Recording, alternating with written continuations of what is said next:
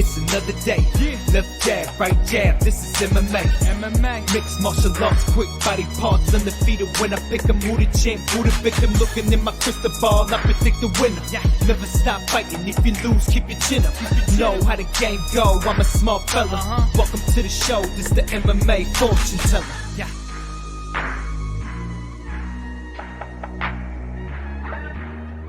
The MMA fortune teller. The teller. What is up, you guys? UFC 259. We got 3 title fights on the card. Very, very excited for this card here, especially towards the top. As I mentioned, 3 title fights on this card. The main fight I'm looking forward to is the Petr Yan versus Aljamain Sterling. But what a fight to rival that in Jan Blachowicz and a guy in style bender, Israel Adesanya, who's on the verge of really breaking into stardom. And I mean stardom in the sense, not so much just in the MMA world or the UFC world, but this guy's close to breaking onto the scene as being a big star in the sports world in general. So, he has a big test in front of him. So really, really excited to break down this card for you guys here in a minute. We're going to take a look back at UFC Vegas 20. UFC Vegas 20, we had a big heavyweight bout in the main event that was supposed to be fireworks. Obviously didn't really live up to it. We're going to start at the bottom. We'll work our way towards the top of the card. In the first fight, we had Dustin Jacoby and Max Grishin. Dustin Jacoby wins the fight there. I thought he convincingly won the second and the third rounds. I also did have a 5-unit play. This was my biggest play of the card right here, starting things off right off the rip with Dustin Jacoby. He's been looking very, very good on the feet to me. And, his takedown defense has been there as well. Obviously, putting the size on that he has and going over to glory and being on the kickboxing scene, I think that it really has done wonders for his stand-up. You saw him switching stances. He's very comfortable there. He had a rough start, though, man, to the fight in the first round. He did get dropped. I was getting a little nervous there. But once he, made it to the second round and started to look good there in the second and third, I thought he convincingly won those 2 rounds. I know some people will disagree, but that's how I felt about it. It was unanimous, 29-28. Ronnie Lawrence showed up, man, looked amazing. We got to keep an eye on Ronnie. Ronnie really looked good. This guy's a beast here. Took out Vince and, got the finish there in the third round. Really was beating him up there. Alexis Davis showed her grappling skills. Everybody knows she's a long-time Brazilian Jiu-Jitsu black belt with some strong grappling, strong takedowns.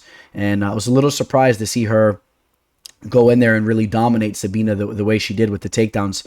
I knew Sabina would be the better striker, but I was hoping Sabina could also stuff some takedowns there and really made Alexis pay on the feet, where you really saw her pumping the jab and using her boxing to really bloody up and bust Alexis up, but it wasn't enough. Thiago Moises takes out Alexander Hernandez. I know Hernandez was not happy with the decision. I don't know what he's smoking on, because I thought Moises won that fight. I thought he pretty much dominated the fight. Obviously, I would have never touched that fight. I was leaning Hernandez there, but the line was way too high. I didn't want nothing to do with that fight. And Moises showed up, and he's showing to have some wrinkles in his games now, man. In his game, he's not just some grappler that's grabbing heel hooks and whatnot. He looked amazing on the feet, which is kind of surprising because Michael Johnson was teeing off on him. The Bobby Green fight, he looked okay in the feet, but this was a really a standout performance for me as far as I'm concerned. He really looked good on the feet. He was way quicker to the punch than Alexander, in my opinion. Curious what you guys thought about that fight. Did you agree with Alexander? I don't know. He said that he should have won two rounds. He was winning the entire fight except for about half of one round. I don't know about that. All right, in the next fight, we had Bruce Leroy taking on Kevin Croom, 2 guys that have been on the show, 2 guys I'm a fan of. I was pulling for Kevin Croom. I really like his story, and I did have a small play on him, a dog play. I thought there was some value there. That was not the case. Bruce Leroy's really stepping up his game, looking good. In the next fight, we had Pedro Munoz, who took out Jimmy Rivera. I did have a small play on Jimmy as well. And, I was really disappointed, man. I thought Jimmy looked so good with his boxing when he was mixing it together. He was looking really good, and in the start of the fight, but those calf kicks just took him out. You saw it. His leg was done, and that was it. And you saw once he turned it on again at the end of the third round, you saw he could dominate the striking exchanges when he closed the distance and they actually, or when he met Pedro instead of being on his back foot. I think he could have won that fight. I think he left him on the table there, to be quite honest with you guys. But Pedro's looking good. Jimmy, man, can't be on the back foot an entire fight like that when you're the more skilled fighter, in my opinion. Montana De La Rosa goes to a draw with Mayra Bueno Silva. This was my last play of the card. I thought this was such a solid play, man, going into this fight card. I was really on Silva here. Montana De La Rosa is a girl that's really never had a win over anybody, any formidable opponent, and still to this day she hasn't. And I think she's a little bit overrated. And Silva's a girl that has nasty jiu-jitsu skills, and her striking's nasty. She's good in the clinch, and I thought she was going to bust Montana up, and she did. She had a point taken from her in the first round. Other than that, I thought she pretty much dominated the fight. I think there was that little end of the second round where she made a mistake and got taken down and kind of mounted. Montana wasn't doing anything with the position, though. She didn't do any type of damage. And then Montana just kept holding Mayra up against the cage, and it ended up being a draw, which I thought there was some money left on the table there. I thought that should have been an easy win, and I got it at a good line too. People were actually throwing money on Montana the day of. So Silva was there at -105, which was, I don't know. It didn't cash, though. I got my money back. Magomed Ankalaev goes in there. Showed why he's the truth. This guy is definitely a potential title challenger. We'll see if he's going to be the champion one day, but I think he'll be fighting for the belt without a doubt. He's a beast. He can grapple. He can strike. Very, very high fighter IQ. He looked very good in there. And then Cyril Gane takes out Jairzinho Rozenstruik. A very boring fight, but you know what? Cyril Gane is legit. You saw the jab. I mean, you see how quick he moves. He's a big fella. I think that was more so on Rozenstruik. Rozenstruik should have brought the fight. He obviously knew he was down, and he should have started to try to engage and hope maybe he can connect with the big shot, and he did not do that. Cyril Gane and Magomed Ankalaev, two stars in the making. They gotta step up their abilities as far as I shouldn't say that for Magomed, but Cyril Gane needs to step it up a little bit as far as the activity and maybe go in there and try to get some knockouts and whatnot. So if he wants to be a big star in the game, Magomed, I wouldn't so much say that was the case. I mean, he did go for the takedowns late in the fight, but he was bringing the fight. He was marching forward, and he was looking to engage there early in the fight. But whatever. Excited to see those guys in their next fights, and overall, wasn't a spectacular card as far as betting goes. I'm very excited for this card here, and I think there's some great opportunities here. I'm very much looking forward to talking to you guys here about this fight card. And with no further ado, let's get right into it. So in the first fight of the card, we got Trevin Jones taking on Mario Batista. Nice little matchup here. Trevin Jones, first and foremost, this guy is coming off a very big win, a major comeback victory. He was pretty much getting dominated in his last fight against Timur Valiev, a guy I am very high on, as some of you guys know. So I think that would be the biggest victory that he ever has in his career. What an amazing shot he was able to hit. You don't want to say it's a lucky shot. This guy has some power in his hands. He stood strong in the fight. It says it's a draw. That fight was not a draw. I don't care about whatever. I think it might have been like marijuana or something like that. I don't care what the case was. He landed that shot, and he deserved to get the victory there. If I remember correctly, it was something that was not of importance. I don't think it was performance enhancing. Maybe I'm wrong on that. I stand correct. If I'm wrong, I'll stand corrected. You guys let me know. Comment below. But as far as this guy's power, he shows that he has power. He's extremely durable. Timur was all over him from start to the end to finish. Until Trevin got that finish, and he's 12-6. I'm not exactly crazy about his abilities and skills as far as his overall fight game. He wasn't looking really too good to me in that fight. We talked about the durability and the power, but other than that, you got a guy in Mario Batista who's really been impressing me. I felt that this guy has shown to have some really good abilities in there. Did have the loss to Corey Sandhagen. That was his UFC debut. Corey, as you guys know, is one of the best fighters in the world. This guy is extremely talented, so let's not be too hard on Mario there in his UFC debut.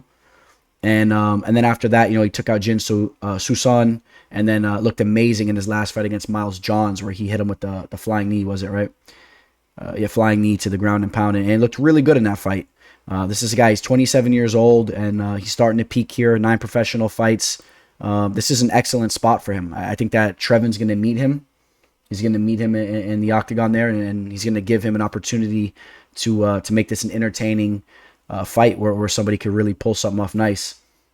So, you know, like I said, as far as the overall skill set goes, man, I'm on Mario here. I think that Mario's the better fighter. You know, as far as the striking goes, his grappling game goes, training out of the MMA lab. Of course, we had a couple guys on the card from the MMA lab. Very solid camp over there.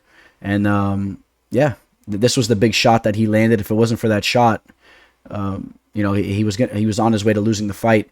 And he did bring it. He brought it in the third round. So good cardio as well. You know, rewatching that fight too. Good cardio. He was hanging in there. He never gassed out completely. He was still in the fight.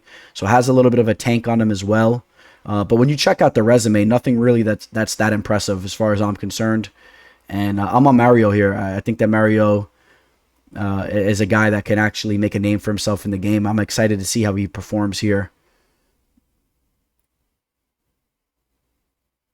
And Batista has a nice little chin on him as well. So, you know, we'll see if Trevin's able to land a big shot. But, you know, it may be a little bit more unlikely than likely there. As far as the betting line goes, too, you know, Batista is right around minus 225. So it's decently high there, in my opinion, for a guy that only has 3 professional fights. Yes, he did look very good in that last performance, you know, getting the finish there. But, all right, maybe we want to see a little bit more from him before we're getting a price tag on him right around minus 225.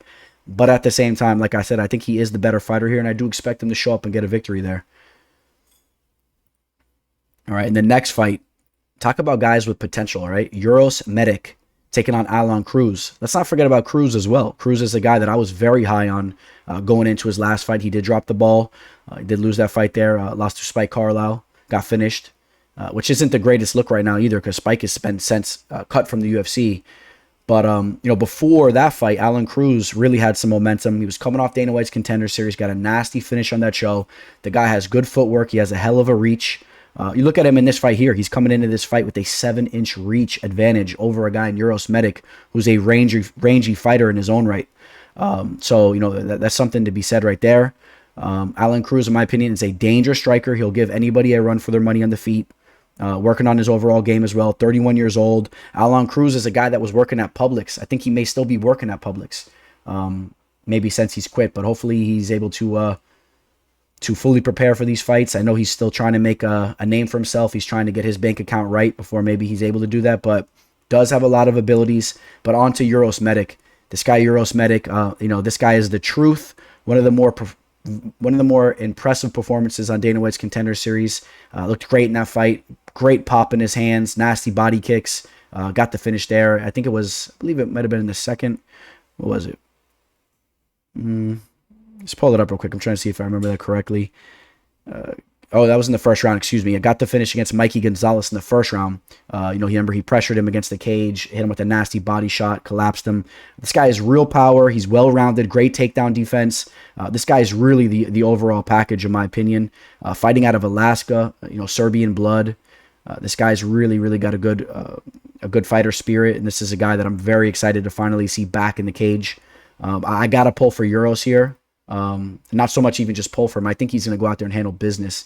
Wouldn't be surprised if he gets another stoppage. I mean, this is what this guy does. Take a look at his resume. First round finish after first round finish. Mix in a second round finish. I mean, this guy's the truth. Only 6-0, so let's not go too crazy. Let's make sure that he's very legit here before we completely jump on the train. And speaking of jumping on the train, man, what's the deal with Khamzat Chimaev, man, talking about retiring from the game? I hope that's not the case, but that's a guy that I did jump on the train very early. But this guy Uros has that type of potential, in my opinion. Let's see if the doctor can keep things moving here. As far as a line goes, Uros Medic is right around minus 117, which is not really a horrible line if you're really high on him and you feel like this guy is what a lot of people think he is. 170 is not a horrible line. And like I said, Cruz coming off that loss there where he got finished. Maybe Medic goes out there and gets the finish here again, and that would be 2 losses for Cruz in a row by way of finish. I could see that happening, and that's kind of the route I'm going. I'm taking Uros Medic. I think this guy is the truth. But Alan Cruz, man, keep an eye on that reach advantage, like I said. And you know, as far as their height matches up, Medic is right there as well. Medic is a big boy. 6 foot, only an inch reach, an inch height disadvantage. So I don't expect the kicks to be too much of a big deal. But if Cruz can use the boxing and sit on the end of his punches, maybe that could benefit him here. Let's see how that plays out. But I'm on Uros.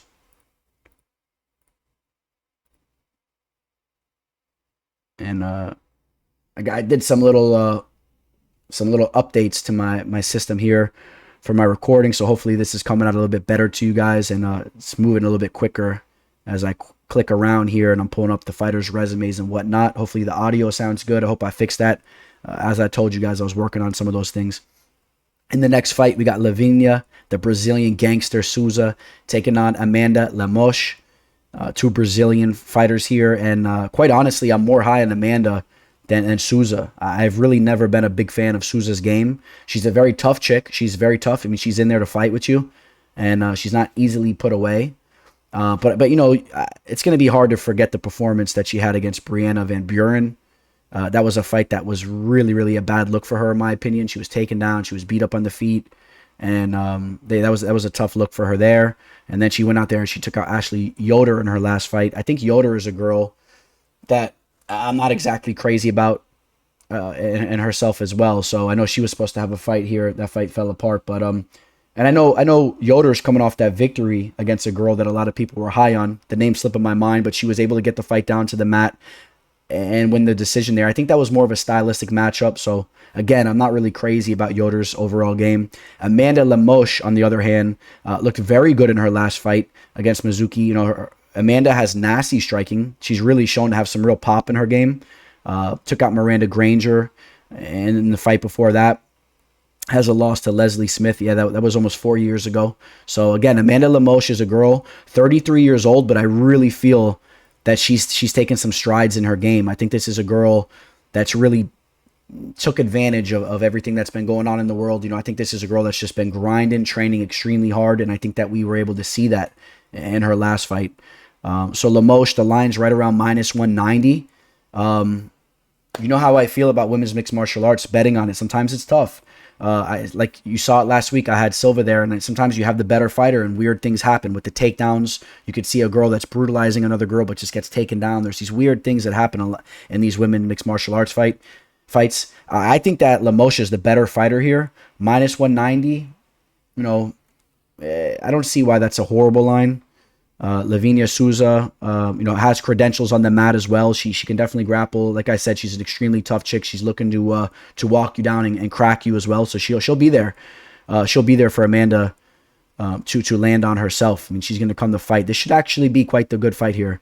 And I think Lemos is a girl that has shown more potential to me, and that's why I'm taking Lemos. All right, we got a welterweight matchup here in Sean Brady, who's taking on Jake Matthews, the Celtic kid. You know, it's kind of crazy if you analyze this fight in this sense, right? Sean Brady is a guy that's 28 years old. I believe he's had, about 3 UFC fights, I believe? Yeah, 3 UFC fights. And then you got a guy in Jake Matthews who is actually, you know, the younger fighter here. This is a kid that's grown up inside the UFC, and Jake Matthews. Jake Matthews has really grown up inside the octagon, which I really think is a benefit to him. Compared to a lot of these other guys. You know, there's nothing like getting that octagon experience. Jake Matthews, 26 years old. Like I said, still extremely young. Coming off a victory against Diego Sanchez. Quite honestly, I wasn't too impressed with him in that fight. I thought he would have went out there and got the finish against Diego. Obviously, you know, he dominated the fight. You know, looked good in his own right. But still, I would have liked a finish there. And Jake Matthews hasn't really been finishing fights as of recently. You know, I think he's coming off 3 decision victories in a row. He's a very cautious fighter, good fighter IQ. He takes his time in there. But this isn't a guy that's really going out there as of recently and looking to put these guys out. But you can look at that one way or the other, you know. Obviously, if you got money on him, it's just all about getting the victory. Jake Matthews, extremely well-rounded, good grappler, good takedown defense, you know, good wrestling, good jiu-jitsu skills in the mat. The striking is very polished. And but this guy that he's taken on, you know, Sean Brady, I've been very, very impressed from what I've seen from him. I like what this guy brings to the table. You know, Sean Brady, you know, what is he? He has only a half-inch reach advantage here, but Sean Brady is a guy that's been looking good on the feet. You know, got the submission victory against Christian Aguilera. Took out Ismail Nuradov. That's the Australian wonder boy, a guy that had a lot of hype. He went out there, controlled that fight. Was a little bit patient in that fight as well. And then, of course, taking out Court McGee in his UFC debut. You know, Sean Brady is a guy that a lot of people talk about his submission skills, obviously. You know, this is a guy that's very very skilled with his jiu-jitsu and his submission skills. But honestly, if you look at his striking has been looking very well inside the octagon. This guy he's very technical, has good power in his hands, very good defense, very good striking defense. Doesn't leave his chin up there. Doesn't leave himself exposed. He's very tight with his striking game. 13-0, an undefeated fighter who's looking to really go in there and make a name for himself. I think a victory over Jake Matthews would be very big for his career and starting things off for him now. But Jake Matthews is no pushover. We take a look at the line, plus 175 on Jake Matthews. I think that for those of you guys that are big fans of Matthews and like what he brings to the table, I think that's a solid line there. Maybe some potential value. But at the same time, I'm going to tell you guys right now, I'm on Sean Brady to win this fight. I think that Sean Brady will have the edge in the feet. I think he'll have a slight edge on the feet. I think as far as the submission game and the grappling game goes, I think Brady will also have a slight advantage there as well. And I think he'll be a little bit more aggressive. I think he'll be looking to take the fight a little bit more to Matthews. But overall, this should be a very, very good fight. I'm not sure if I'm on Brady at minus 210, even though I do like him to win this fight, as I said. And I think that Brady, has some potential here to really be a solid fighter in the division. And he's brought me money back already. I had him against Court McGee. I've been impressed from what I've seen from him. And of course, the submission against Christian was very impressive as well. And I am on Sean Brady to win that fight. But again, Jake Matthews, man, he's no pushover. He's a solid dude. You don't always get lines on Jake Matthews at plus 175. So, you think about obviously it was against Diego Sanchez, but you remember what the line was in that last fight, which I thought was an excellent parlay leg too, that Jake Matthews against Sanchez. I made some money on that. All right, here we go. We got Carlos Ulberg taking on Kennedy and Nzechukwu. This guy, Carlos Ulberg, if you guys remember, Mr. Marvelous, this guy really made a name for himself on Dana White's Contender Series. He has the look. Everyone's talking about his striking skills. But you know what else I've been noticing? This guy has an overall game too. This guy's been sharpening his overall game. Of course, he's over there with City Kickboxing. Those guys have been really doing their thing. We got Hooker over there. We got Israel Adesanya. There's a couple other guys too that are less known, that are very skilled as well. Obviously, I do like what's going on over there with the coaching and whatnot. Carlos Ulberg does have a lot of kickboxing experience. He's nasty on the feet. We saw him go out there, take out Bruno Oliveira. I believe that was in the first round. And, looked very, very good in that spot there. Great footwork and looks to be in phenomenal shape as well. You take a look at his 3 professional fights here. And, he's getting finishes. Finish in the first round. Did go to decision. And I believe he went to the decision in his first 2 victories there as well. So, and finishes in his kickboxing career. But this is a guy, like I said, I don't think cardio will be an issue. This isn't some flashy striker that's going to gas out on you. Obviously, Kennedy is a guy that's very rangy. It's going to come into this fight with a 5-inch reach advantage. But haven't been that impressed with Kennedy, and I've seen him gas out in there. I've seen him get very tired in fights. I think that Carlos will be better conditioned. I think Carlos will be the better striker.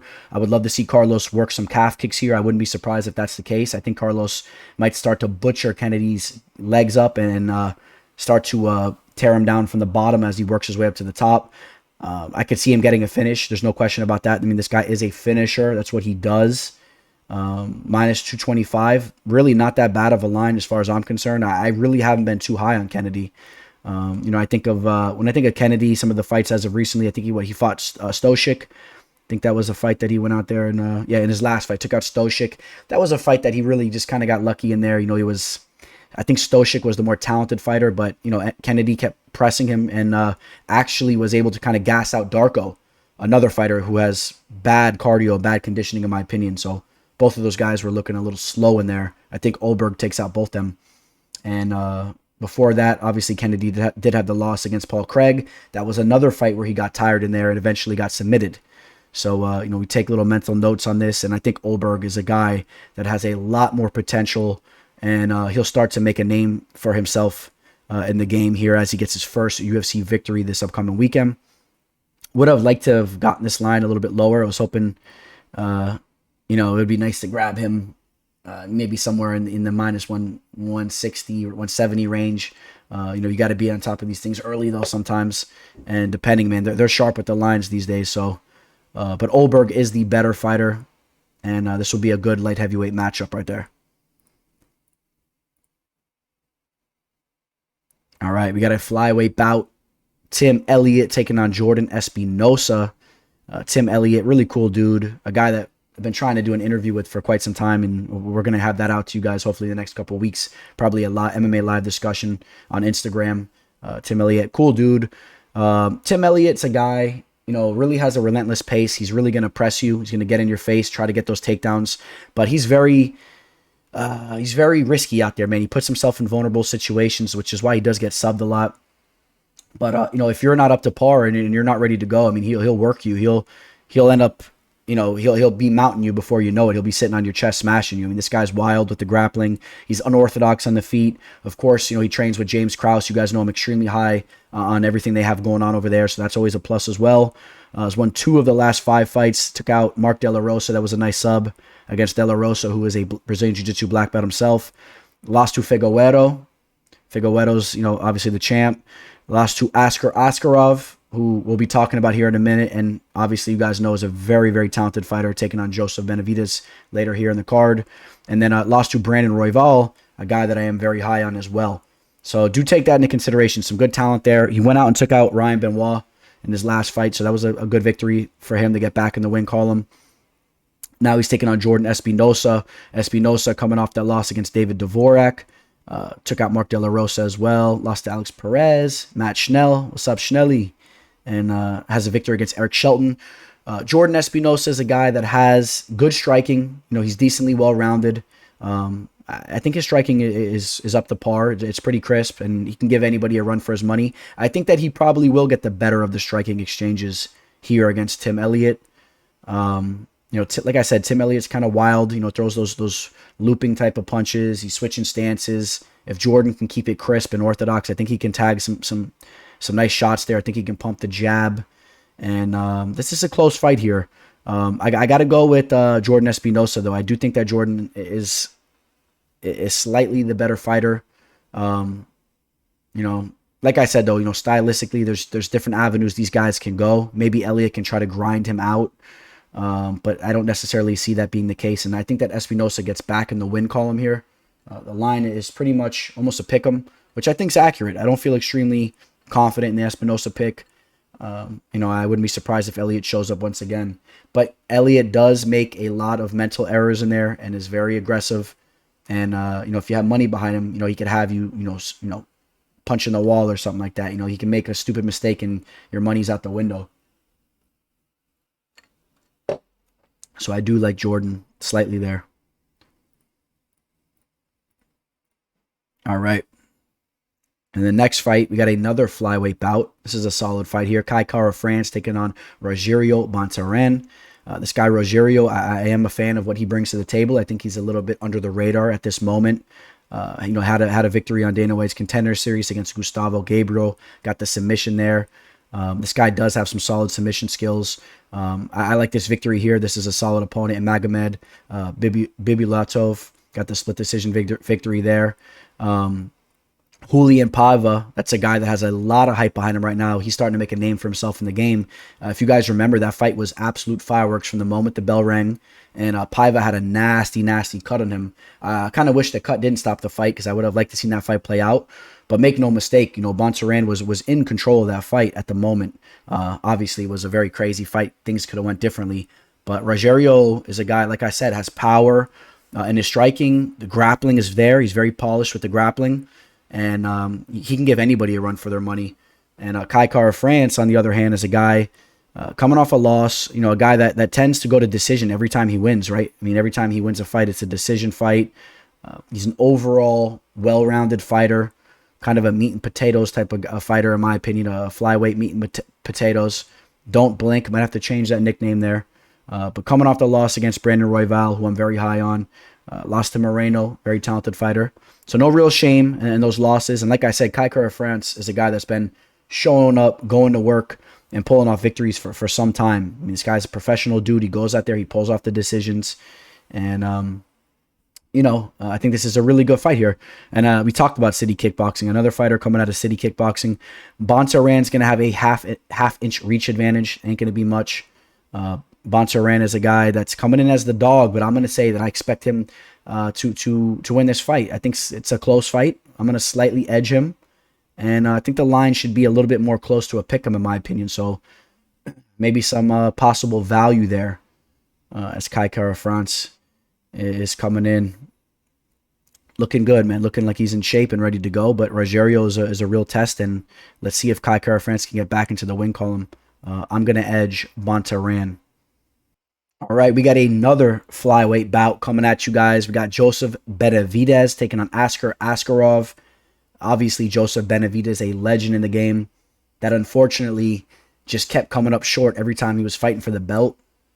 He had opportunities against Demetrius Johnson, Dominick Cruz back in the WEC at the bantamweight division. And of course, as of recently, Davison Figueiredo, who's just, he couldn't figure Figueiredo out, got finished twice in a row. Looked good in the beginning of the first fight, at times. And Joseph Benavidez is such a well-rounded fighter, such a legend in the game. Askarov is a guy that has really been looking good himself since entering the UFC. Still undefeated right now. I believe he had a draw that was against, who was that against again? That was a good fight. It was, he had the draw against Brandon Moreno, some good talent there. That was a really close fight. And in my opinion, Askar even looked a little bit better in that fight, in my opinion, than Brandon Moreno. Obviously there was some weird situation. It went to a draw. Trying to remember exactly how that played out. But I know I had money on Askar too, so that was a stalemate, got my money back. Bounces back with 2 victories, takes out Tim Elliott.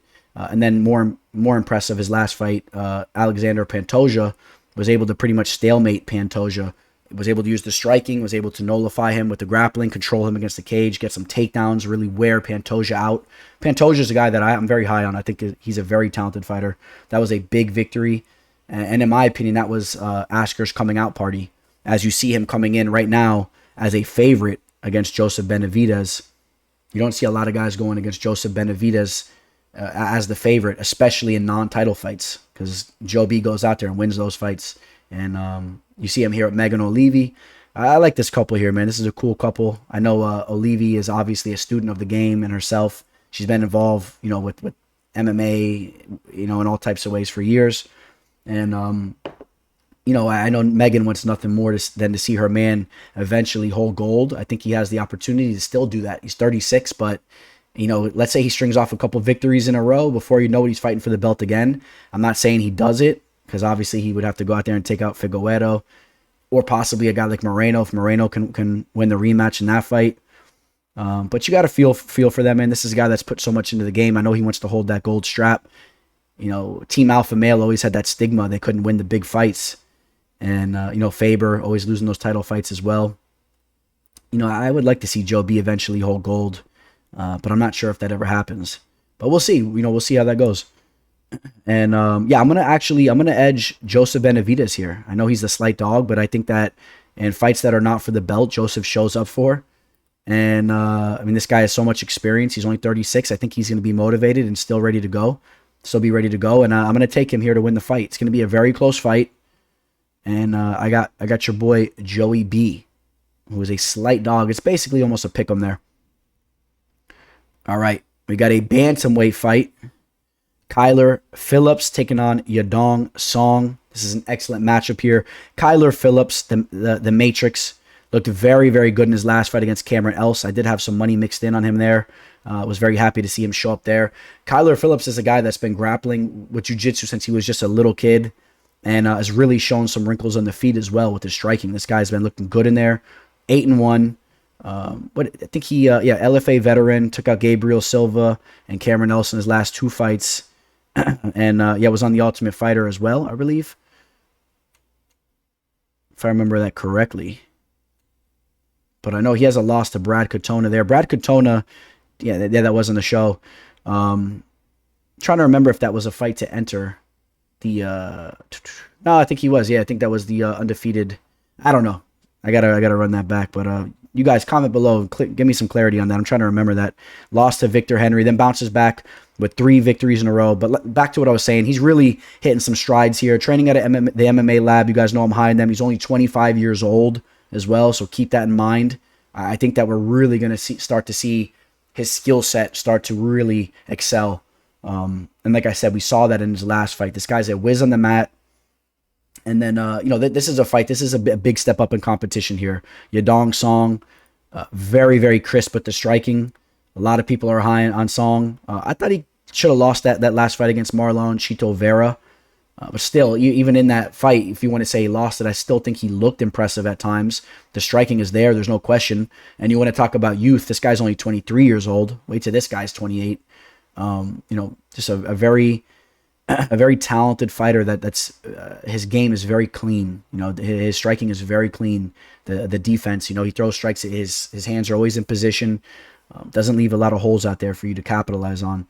And training with Team Alpha Male and those boys, that's obviously a good thing. Working on the grappling as well, working on his overall game. This is a tough fight here for me. Like I said, I've really, really liked what I've seen from Kyler Phillips. And, I think I'm going to take Phillips here. It's another slight dog on the card. But Yadong Song is so talented. Obviously, he can show up and handle business. But coming off that fight against Vera, where I did think that he slightly lost that fight. Chito Vera, very talented fighter. So is Kyler Phillips. I think Kyler Phillips does have the ability to win this fight. Maybe he mixes things up. He's able to get this fight down to the mat somehow and use some grappling. I would like to see that. That'd be really big for him. But also, Phillips is looking good on the feet as well. So things could play out very evenly there as well.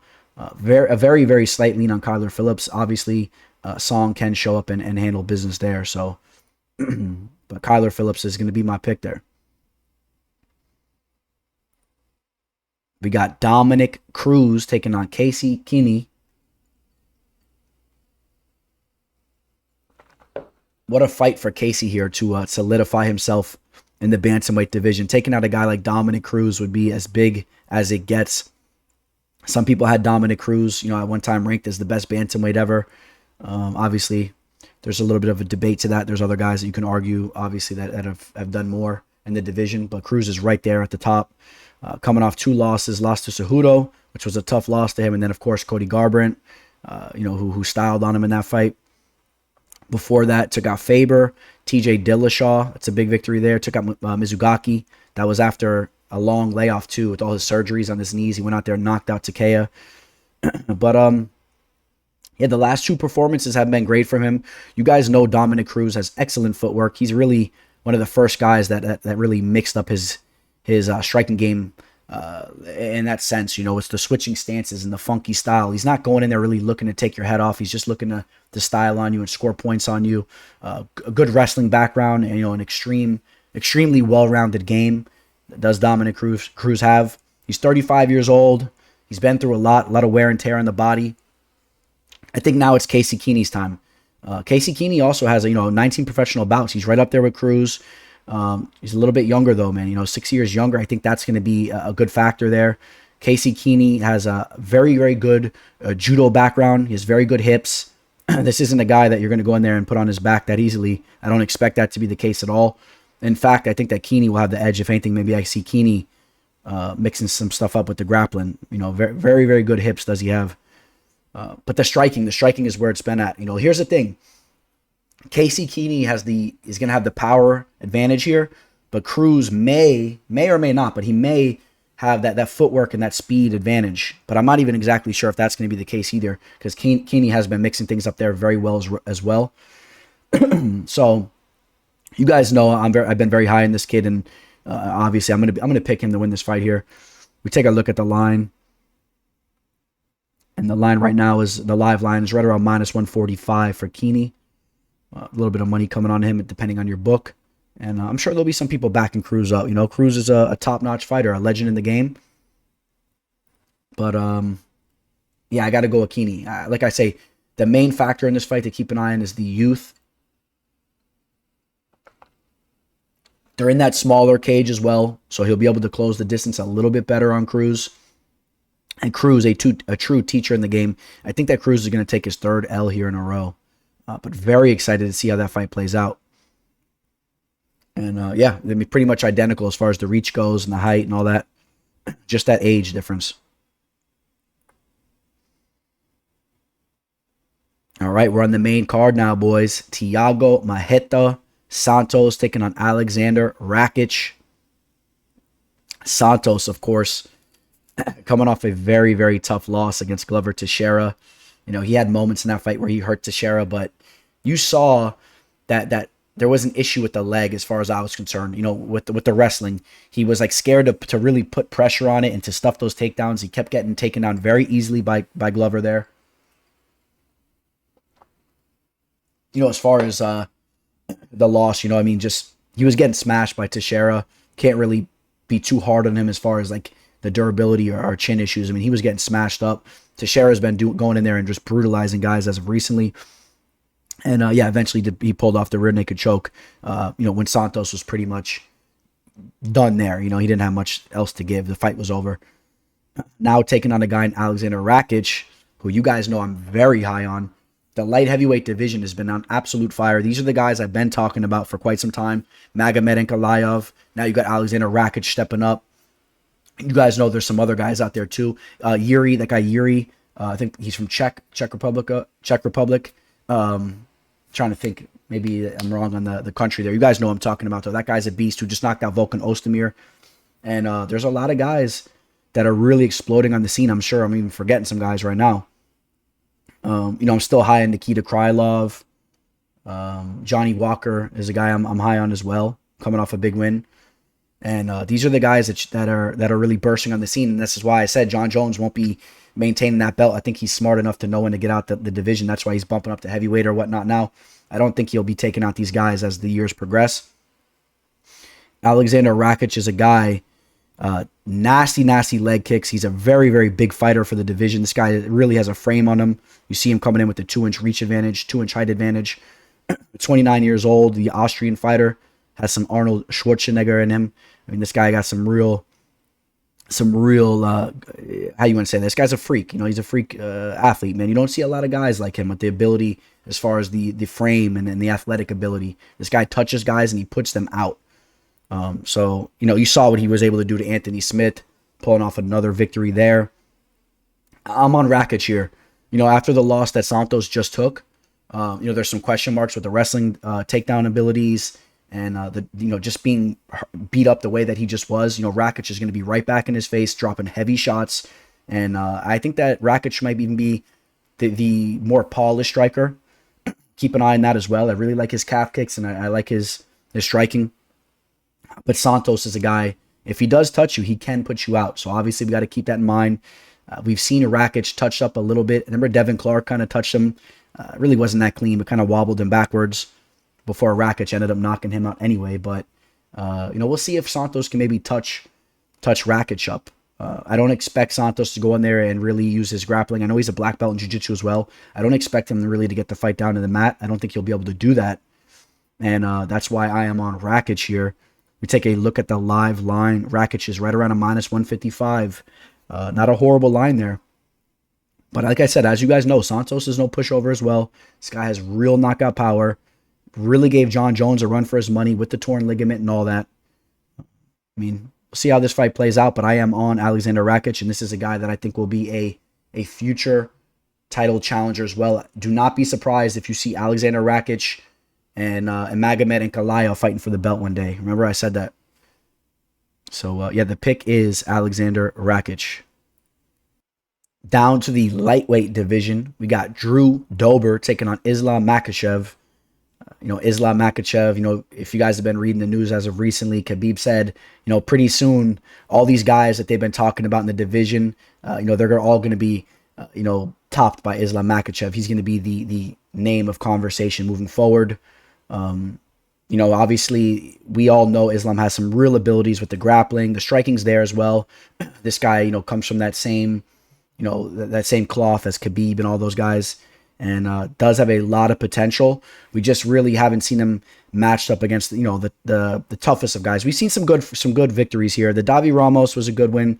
I'm gonna say the Arman Sarukian, actually, that fight right there, that's actually probably his biggest victory, which is funny because at the time Arman was just making his UFC debut, 23 years old, but that guy has shown to have so much ability. So that was probably his biggest victory. Gleason Tebow, Nick Lentz, you know, Now he's fighting real fighters, obviously, as he works his way to the top of the division. Drew Dober has been on absolute fire. 3 fights in a row now for Drew Dober, that he's won. Alexander Hernandez finished him there. Took out Nasrat, which was a big fight. Nasrat's a very skilled fighter. Dober was the dog there, came in, showed up, finished Marco Polo Reyes, and then lost to Beneil Dariush, where Dariush was able to pull off the armbar. We know he's very talented there. Dober has to work on his overall game as far as if he wants to be a champion or he wants to do something like that. Drew Dober, as you guys know, the Muay Thai striking background. This guy was a champion over, and that side of the sport, as far as striking and with the Muay Thai. This guy's nasty on the feet. He'll hit you with the southpaw stance. He'll knock you out. There's no question about that. But the thing is, like I was saying, man, Islam has the overall game. Islam Makhachev has the grappling. I think that he'll be able to get the fight down to the mat, and that's going to be his easiest path to victory here. Like I said, Dober really needs to work on his overall game if he wants to take out guys like Islam, and I don't know that he's there yet. We saw it in the Beneil Dariush fight. He wasn't able to hang with him down on the mat. So I wouldn't be surprised if Islam pulls off a rear naked choke or something like that, or just grinds him out and exhausts him with the takedowns. If Dober is in phenomenal shape and he's able to weather the storm with the grappling and get back up to his feet and really make Islam work, I think he could definitely win the striking exchanges, and maybe he hurts Islam on the feet. So keep an eye on that as well. But I think people are high on Islam for a reason. The guy is a very talented fighter. You guys know how those guys are, man. They're absolute leeches on the mat. They'll rip you down to the mat. They'll get you down there. And I think that's the most likely scenario that we see. Islam's going to have a half-inch reach advantage, 2-inch height advantage. He's a little bit more of the bigger fighter as far as his frame goes. But, Dober's very stocky as well. Big calves, very, very muscular guy. He's a little bowling ball in his own right. So, but I think Islam is the bigger man overall. And keep an eye on the grappling. And I think Islam should win this fight. Minus 345, the line's high. Maybe you're eyeing a dog shot on Drew Dober. This guy is as talented as it gets in the division, so you're getting a run for your money. But I think I would stay away if I was you guys. I think, like I said, Islam will blanket Dober and get this fight down to the mat. All right, we got the fight that I'm most looking forward to in the entire card. Petr Yan taking on Aljamain Sterling for the Bantamweight Championship. I'm really high in the Bantamweight division, and I love this matchup here. The 2 best Bantamweights in the world right now. Unless you want to throw Triple C in the mix. I don't know about that. Because Aljamain's been looking great. But who knows? Maybe we'll be able to see something like that soon too. But Aljamain, what he went out there and did to Corey Sandhagen was absolutely beautiful. Went out there, took him down so quickly, took the back, pulled off the rear naked choke. People know how skilled Sandhagen is on the feet, but he's very skilled on the mat as well. So obviously Aljo training with Matt Serra and all them, has his black belt in jiu-jitsu, I do believe, and is a very, very skilled fighter. He's going to have a 4-inch reach advantage, which is definitely to his advantage here. If he can keep this fight on the feet, well, this fight should stay on the feet. Jan's probably going to want to keep it on the feet as well. And these guys are going to clash. It's going to be a striking war, in my opinion. So that 4-inch reach advantage, Sterling, if he can sit on the end of his punches, maybe he can use that to benefit him there. We've seen some of the kicks from him as of recently too. We've seen the kicks start to evolve a little bit. But you know what, man? I'm going to fanboy here a little bit. You guys know Yan, probably one of my favorite fighters in the game right now. This guy is just a savage. Walks forward and just goes out there to terminate you. This guy is literally the Terminator. The nickname No Mercy. That's fitting as well. This guy is he's just an absolute beast. And look at him here, man. You got to admire this guy. I've said this in the past. Just something about him, man. This guy's winning at life. He's winning at life. He has the boys there. I don't know if that's a daughter or a boy. I think he just had his first daughter. But if you remember going into his last fight, this guy's preparing for fights. He's having kids spit out. His wife just came out of the hospital. I think it was in Thailand. During the pandemic, all this crap's going on. He don't give a damn. He's in there training, and he's looking to take people out. And that's how I think this fight's going to go. I think that Yan is going to be marching forward nonstop, going for the finish. And just like he always does, I think he'll break Sterling eventually. 5-round fight. Being a champion benefits a guy like him so much in the sense that, we've seen him in some 3-round fights where he's just starting to get things going in the second and third rounds. A 5-round fight for him is perfect. In fact, I think Jan is a guy that if there was 10-round fights or fights to the death, I think this guy, it would benefit him more than anybody. This guy is just relentless. He doesn't gas out. He's in extreme shape, and the striking is dangerous as well. He has that relentless type style, but he also has that light switch power too, man. Don't get it twisted, all right? Don't get it twisted. He can go out there. He could take you out. We've seen him knock out Uriah Faber with the nasty head kick. Other than that, took out Jose Aldo. That was late in the fight too. Broke Aldo. Aldo looked good in the beginning of that fight. So again, remember, Jan kind of picks things up slowly. He starts off a little slowly. Even if you remember, what was it? Let me pull it up real quick. I think it was his second fight in the UFC, if I remember correctly. 1 second. Yeah, that was against, Jin Soo Sun. That was another fight. He kind of started slowly in that fight. But, again, it was only in the UFC for 2 fights. Getting things going now. He's really, really made himself a home inside the UFC and broke Douglas Andrade. The John Dodson fight, Dodson actually played that decent. But I'm on Jan here. I really am on Jan here. And the line is basically a pick 'em. So, people are high on Sterling too. I get it. Really, if you like either one of these guys, I think the line more so benefits Jan, because I'm sure a lot of you guys are expecting to get Sterling at better odds, at least as they are right now. Take a look at how this line has moved. And yeah, at one point in time, Sterling was like a plus 120, but I'm sure some people were expecting him to be, I did, expected him to be right around plus 140 or not. People are very high in Jan, and I'm one of them. That's why I'm taking Jan to win this fight. And it's hard to pick Jan by decision too in a 5-round fight. That's going to be an absolute war. We'll see how it plays out. But again, one of my favorite fighters in the game. And comment below, man, who you guys going for in this fight. I'm really curious who you guys are digging in this fight.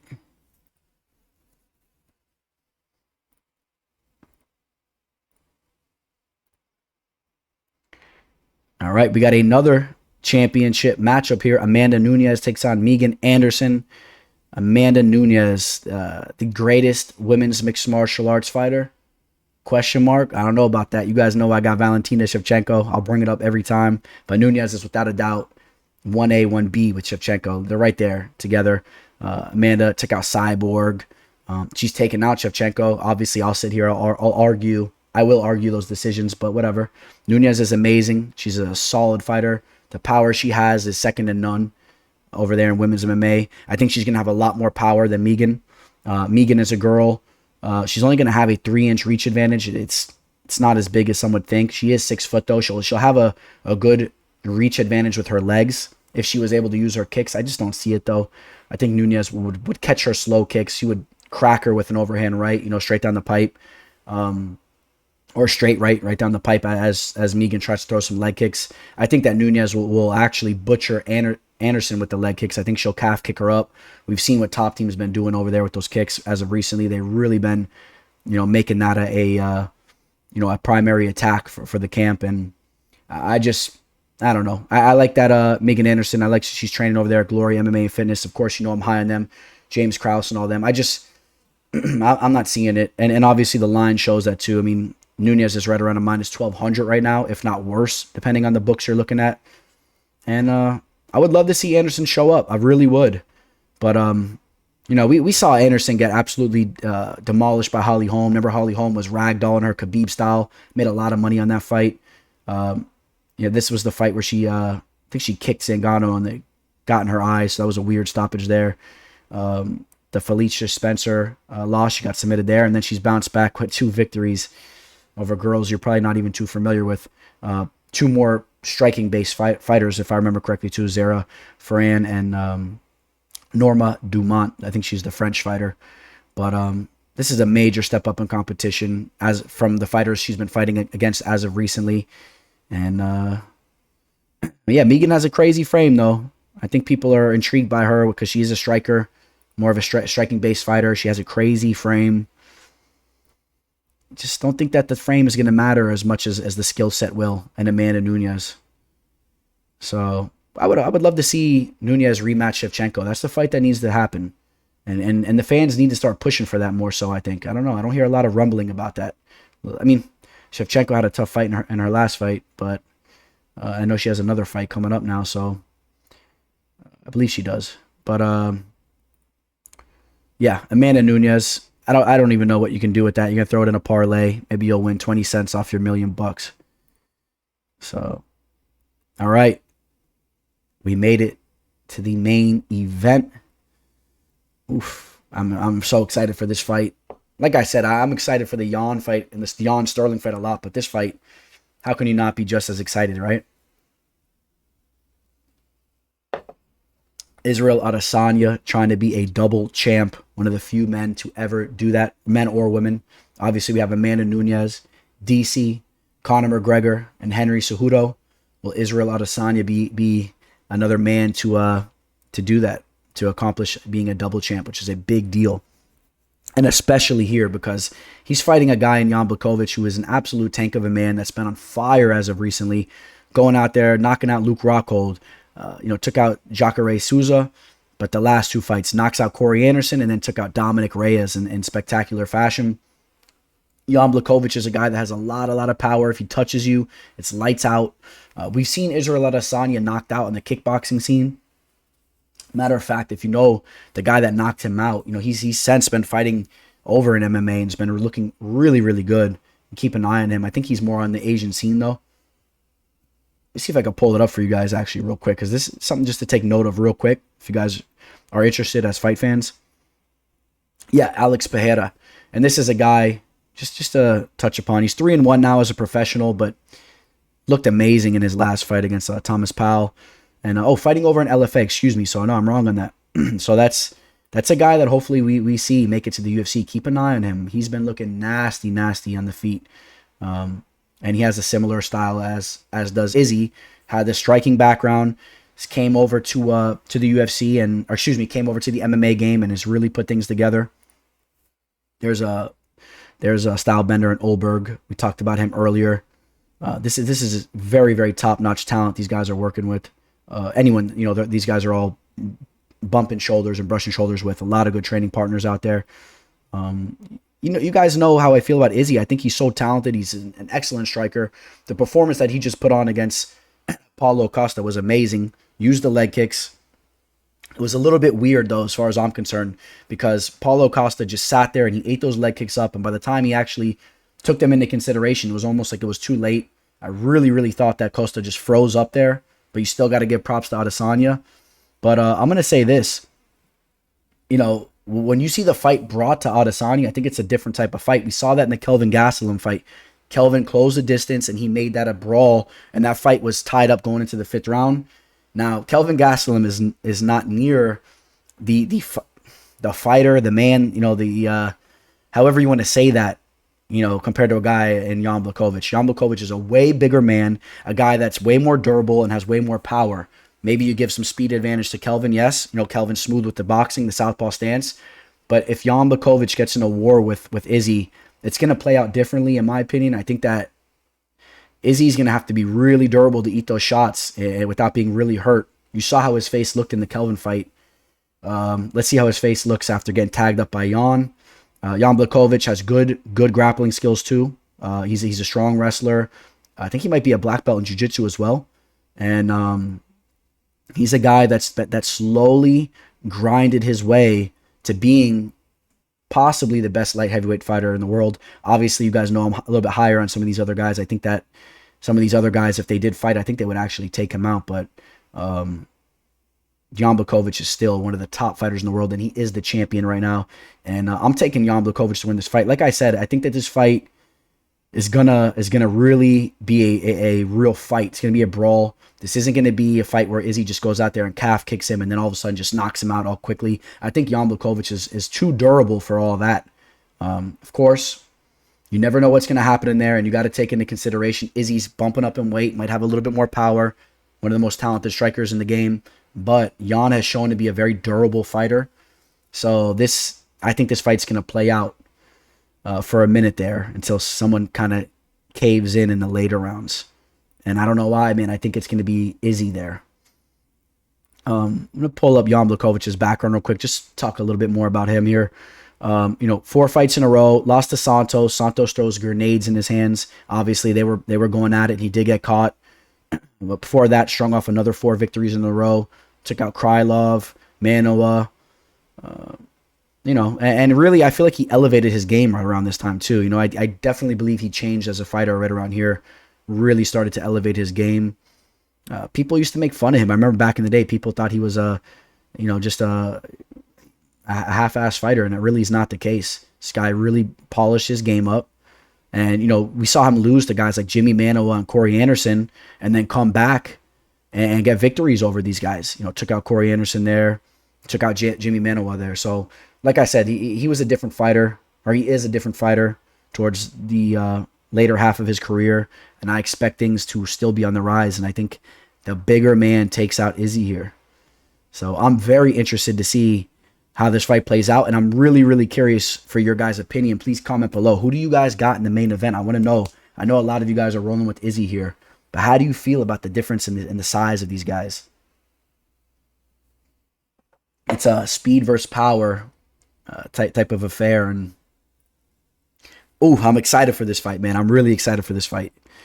All right, so that's gonna wrap up the card. I am gonna have Christos Giagos on MMA Live Discussion this week. We'll be doing that tomorrow. I would love for you guys to join me. It's going to be live on Instagram Live. And also, I will have, I don't believe my last interview with Sneaky Pete, Peter Barrett. I got to upload that for you guys. I apologize for that. I'm going to upload that Peter Barrett MMA Live Discussion interview.